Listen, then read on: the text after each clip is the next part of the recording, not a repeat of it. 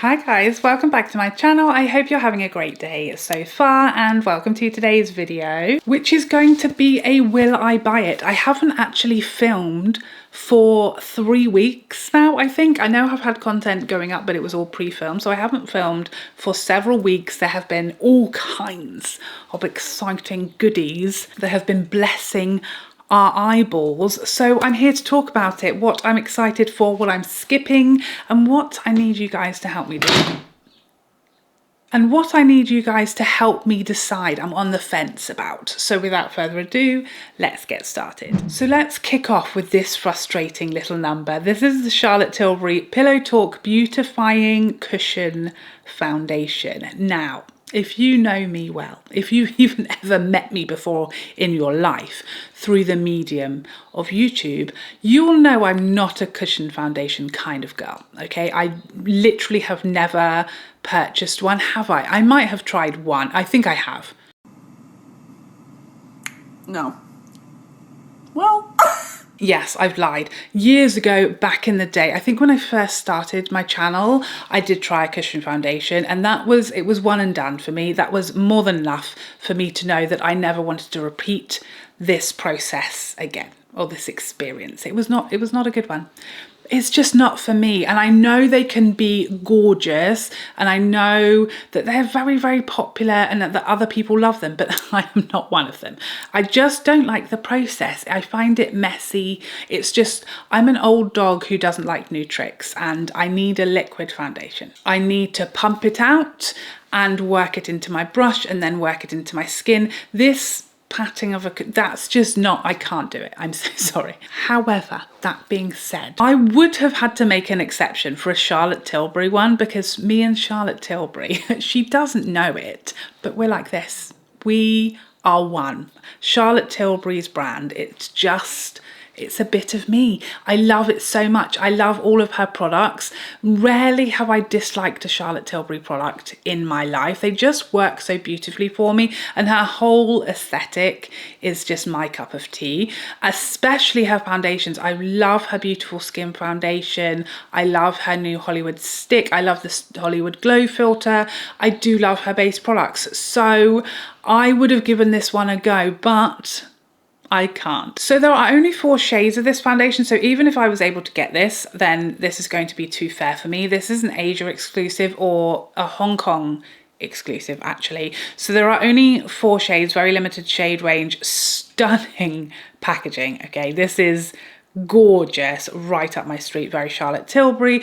This is described as giving a second skin finish, transfer proof, cushion design, quilted pillow talk, compact, moisturizes skin for up to 24 hours, radiant finish, mimicking the dreamy appearance of love and joy. Well, that's some words. Silky, breathable, allows it to veil across fine lines and pores.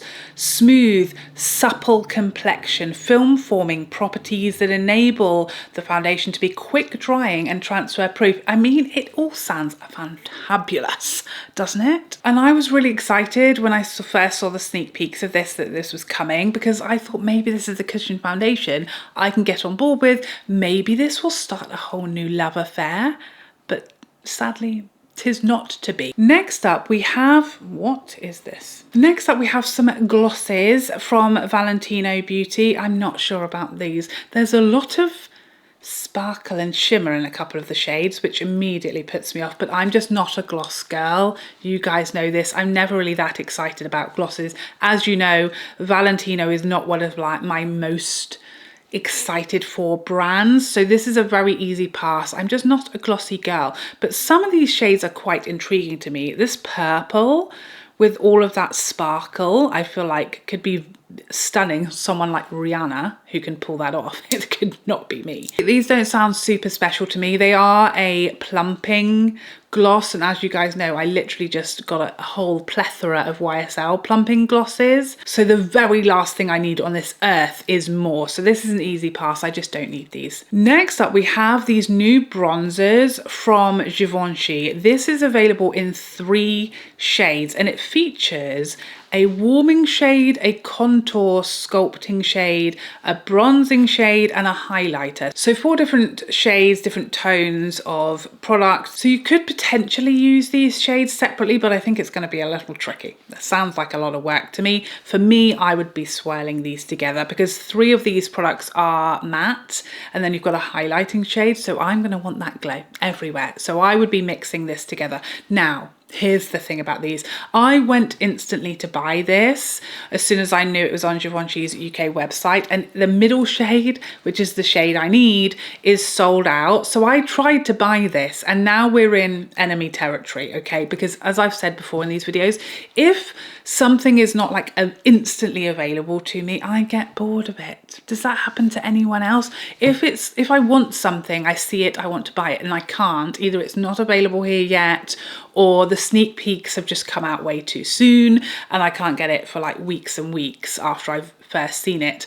My excitement wanes, okay? I have a shorter attention span when it comes to new makeup, and something else will have come along in the meantime and I'll just go with that instead. I'm very disloyal when it comes to makeup. So at this very moment, if the medium shade comes back, or you know, other retailers get it and I can get that medium shade, I will get this. If it goes on for a minute more, I will lose all interest and I'll just move on with my life. I will say it looks beautiful. I like the packaging. I like that we've got that sort of mixture of shades. I like that we've got the ability to build in some glow, but at the end of the day, it's a bronzer, and we have been, you know, clobbered over the head for several months with bronzers at this point. So it's not a need, it's more of a, I'm quite interested to try this. I don't have a lot of Givenchy makeup, but you know, I'm a big fan of the powder. I've recently fallen in love with their new foundation. So Givenchy is starting to like get my attention, but I need that middle shade, okay? The light shade looks too light for me and the deep shade looks too deep, so I'm gonna need the middle shade back, please. Next up, Lancome have released this new Skin Idôle 3 Serum Super Tint Skin Tint. So this claims to feel like a serum, providing a natural luminous finish for up to 24 hours. Hello, Charlotte Tilbury. It's lightweight, buildable, glides smoothly across the skin, and available in 20 flexible shades. Instantly blurs, evens and hydrates skin for a dewy, hello governor, healthy looking complexion that lasts all day. Wrinkle proof.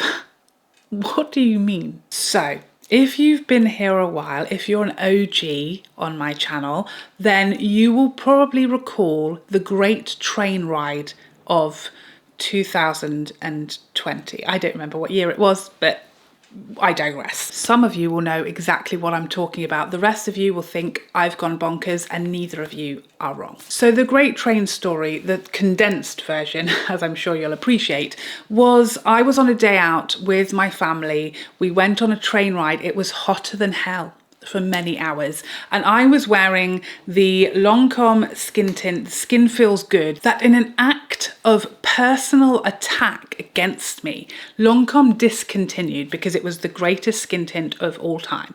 It made it through that day when I was sweating my boobies off. It made it through to the pub dinner that we had afterwards and home, and it literally looked glorious, freshly applied. So that's my memory of a Lancome skin tint, okay? It wowed me, I'm not going to lie to you. So when I saw that there was a new one coming and you've deprived me of my old one, count me in. Very travel friendly, little container there, perfect for holiday. I know Lancome can make a belter of a skin tint. Count me in, sign me up. I'm interested, I'm excited. I'm on board. But if this can't survive a train ride in 50-degree heat for 12 hours of time, I'm going to be writing a strongly worded letter, believe you me. Next up, we have a little selection of new products from Victoria Beckham Beauty. This is the Bordeaux collection.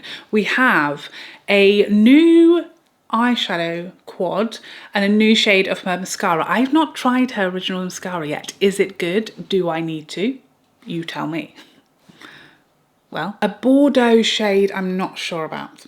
I'm not 100% behind that concept. The eyeshadow colour story is not for me at all. It's almost reminding me slightly of the Fire Rose quad from Charlotte Tilbury, which I do love, but that's a hair more neutral than this one. And I just love the shimmers in there as well, which really help it stop being so richly red burgundy shades. This is not my colour story. Have I tried these? I don't think I've tried these quads from Victoria Beckham yet. A travesty. But this is not my colour story at all. It's, you know, these burgundy tones, and then that's almost like, is it like a rose, like a really rich, almost coppery rose gold type shimmer? I know I won't like this on me. This is not my colour story. This whole collection, easy pass. Where is my voice going? Come back. Next up, Pat McGrath has released her new Divine Skin Rose 001. Why can't it be 007? That would have been much funnier. Hydrating Glow Cream. So this is a moisturizer, like a priming moisturizer. I guess it claims to transfer skin instantly and over time, weightless, visibly softens fine lines, improves elasticity and enhances luminosity. Bold claims today, isn't there? Can be used as makeup prep or by itself as just a moisturizer, so it can be part of your skin prep for makeup, or it can just be an everyday moisturizer. This is an immediately no. Immediately no from me. I don't need a Pat McGrath moisturizer in my life. I have so many great moisturizers, but I don't really use moisturizer or like a super hydrating primer when it comes to makeup, so I don't need this. I don't love a pot moisturizer at the best of times. I like a pump. I'm just a bit funny about doinking my fingers in things over and over again on a daily basis. It makes me feel a little unclean. But in summer, I love a bit of SPF in my daytime moisturizers, so this doesn't have that, and I'll never use this as makeup skin prep because I like a smoothing primer as opposed to like a hydrating one, because I don't really have much dryness in my skin. So this is going to be a no for me, easy pass. It's not exciting me too much. But do you know what I noticed? Am I excited? No, I'm not going to lie to you. I don't think I am, but I've noticed she's up to something again. She's doing what she does when she's about to drop a new product. She starts posting, you know, her inspiration behind the products, little videos, little photos of color stories, things like that. So she's posted this reel on Instagram, and hashtag inspiration, which is always the hashtag she uses when this is telling us this is related to a product that is coming. Hashtag ready set glass. Remember that one. Hashtag all day glass. Hashtag something is coming, as if we hadn't already got the memo. So do you know what my guess is here? I think this is going to be a setting spray. Ready set glass, all day glass. If this is not a glowing setting spray, again, I'm gonna have to get my correspondence set out and write another strongly worded letter, because if that's not what this is, you're trolling me. That's what this is, isn't it? You can't put ready set glass and that not be a setting spray with a glass-like effect. Does that not sound delightful? The first time I've been super excited for a brand new Pat McGrath, as opposed to, you know, just a new color story or new shade mothership, a brand new product. That sounds exciting. A glowy setting spray from Pat McGrath. I feel like that would be amazing. As long as it's not sparkly. Is it going to be sparkly? Please no. That's what I think she's alluding to with this post, but we will see. If that's what it is, I count me in. That sounds amazing. Please don't let it be like her mask, where it's not really appropriate for everyday football mum gymnastics training. You know. Next up, we have some new products from Prada Beauty. We have 3 shades of highlighter that are coming very soon, and some new lip oils, a stick lip oil. Very intriguing, very interesting, very demure, very mindful. no, we've moved on from that. I'm so sorry. So count me in for these highlighters immediately. These look beautiful. I think with Prada, typically, you know, they're judging by their foundations, products that they've done previously. I think this is going to be like a soft luminous glow. That's my prediction. It does actually say in Trendme's description, gives a soft glow that gives you a radiant finish. Right up my street. Love the packaging. Like the shades. I feel like we needed more here. I guess I would go for the middle shade, but I'm definitely willing to give these a try and see how I like them. I'm expecting them to be right up my street. And then we've got these lip oils in a stick, which is intriguing because how is it an oil in solid form? I'd love to know. I've seen swatches. They look very pretty, quite soft and subtle, really nice glowy finishes you would expect from an oil. Definitely will try a couple of these out. They look really beautiful. I like Prada's packaging. They are a brand that it took me a while to like trust them. You know, I dipped a little toe in to see what I thought, and pretty much everything I've tried from them so far has been a hit. So I'm now there they've gone from being one of these brands where I'm like, oh, it's just another new designer house who've thrown in a makeup collection without much thought. Prada are actually doing it really, really well. A bit like Gucci, you know, Gucci have really built up in the right way, doing great products. Prada are definitely more of a Gucci than a Valentino in my mind. So I am interested in all of these products. Count me in. Next up, we have some new shades of these luminous silk cheek tints from Armani, this time with a glowy finish. Now, I tried the original matte finish liquid blushes from Armani when they first came out. They sent me a few shades and I liked them, but they came out at the same time as the Hourglass liquid blushes, which are glowy. So you already know which I prefer because I love a glowy finish, especially when it comes, you know, what is the point of a liquid blush if it's not glowy?